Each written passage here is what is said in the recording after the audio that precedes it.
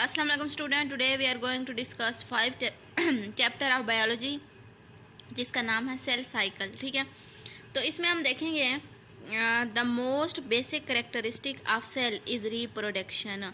जो सबसे बड़ी खसूसियात होती है सेल की वो होती है रिप्रोडक्शन। ठीक है, दोबारा life characteristic of life is reproduction. ज़िंदगी की जो है ना रिप्रोडक्शन, जिससे पेरेंट सेल जो है ना डॉटर सेल बनाते हैं, जो है ना ऑर्गेनिज्म जो है ना अपने जैसे बेबीज़ पैदा करना, ये होता है reproduction. Reproduction occur at different level of organisation.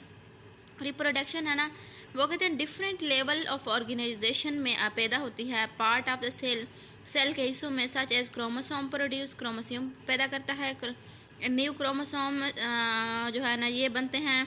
Cell फिर क्या होता है, प्रोड्यूस करता है न्यू सेल, नया सेल पैदा करता है। Individuals produce of spring them self, जिससे जो है ना वो जो ऑर्गेनिज्म होगा वो अपने जैसे ऑफ स्प्रिंग कहते हैं बच्चे पैदा करना, अपने जैसे बच्चे पैदा करेगा। इफ़ वी रिकॉल, अगर हम देखें फ्रॉम द चैप्टर 1, अगर हम कहते हैं कि अगर आप रिकॉल करें, याद करें, दोहराएं चैप्टर 1 में, we should reminder the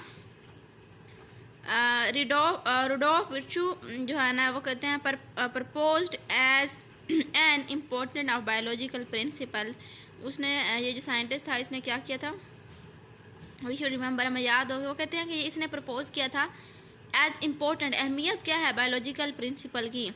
all cell some called sales, वो कहते हैं तमाम सेल जो होते हैं वो आते हैं एक सेल से।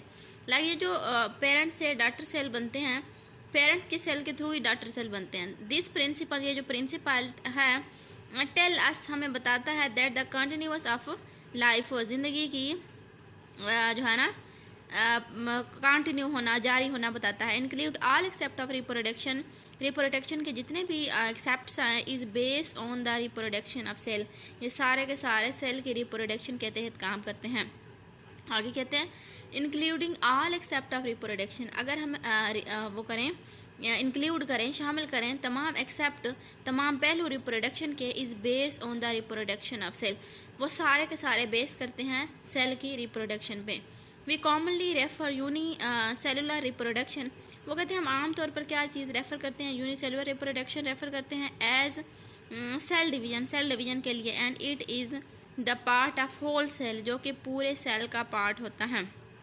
Like cell cycle, cell cycle की उन्होंने डेफिनेशन क्या दी है कि जैसे ही सेल जो है ना कि होता क्या है कि वी कॉमनली रेफर, हाँ आमतौर पर रेफर करते हैं कि cellular reproduction as cell division, जब सेल की रिप्रोडक्शन के लिए सेल डिवीजन होती है। आपको पता है there are 2 type of cell division, एक है माइटोसिस और एक है मियोसिस। इनके थ्रू हम माइटोसिस के किस तरह से जो है ना डॉटर सेल बनते हैं, पेरेंट से डॉटर सेल, माइटोसिस में किस तरह से बनते हैं, ये पूरा एक सेल साइकिल होता है। ठीक है, जो कि पेरेंट सेल से डॉटर सेल में कन्वर्ट होने का प्रोसेस है। तो इसमें वो क्या करें, लास्ट में कहते हैं commonly refer to cellular reproduction as cell division, हम सेल डिवीजन में जो है ना रिप्रोडक्शन का काम होता है। आगे कहते हैं and it is a part of whole life हो, जो कि पूरी ज़िंदगी, सेल की पूरी ज़िंदगी के तहत चलता रहता है और इसी को कहते हैं सेल साइकिल। ठीक है, तो इसमें आज हमने डिस्कस किया इंट्रोडक्शन एक छोटा सा, जिसमें हमने देखा कि सेल साइकिल क्या होता है, रिप्रोडक्शन क्या होती है, सेल्स के अंदर रिप्रोडक्शन होती है, सेल्स जो है ना बेसिकली नए सेल बनाते हैं, जिससे जो है ना पूरा एक सेल डिवीजन का, सेल साइकिल का जो है ना प्रोसेस स्टार्ट होता है। आई होप सो कि आपको इसकी समझ आ गई होगी। मिलते हैं किसी और टॉपिक के साथ, तब तक के लिए अल्लाह हाफिज़।